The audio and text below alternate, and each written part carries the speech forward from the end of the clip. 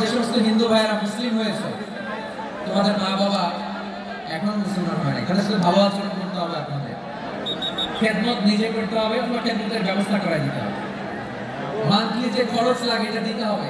আরে তুমি এখন মুসলিম, তোমার মা বাবা হিন্দু, এখনই তো সুযোগ ইসলামের সৌন্দর্য দেখানো।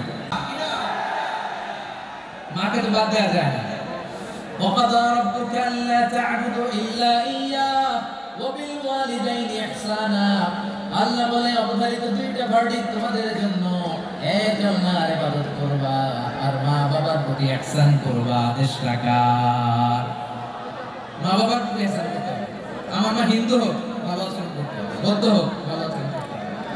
আমার যে সমস্ত হিন্দু ভাইয়েরা মুসলিম হয়েছে, তোমাদের মা বাবা এখন মুসলমান হয়নি, তাদের সাথে ভালো আচরণ করতে হবে, আপনাদের খেদমত নিজে করতে হবে, অথবা খেদমতের ব্যবস্থা করাই দিতে হবে, মান্থলি যে খরচ লাগে এটা দিতে হবে।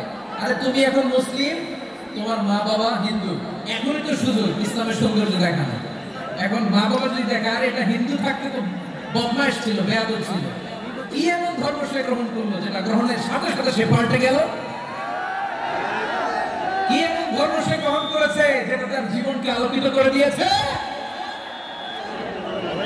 নসিব ভালো হলে তারাও কালিমা পড়ে মুসলমান হয়ে যাবে।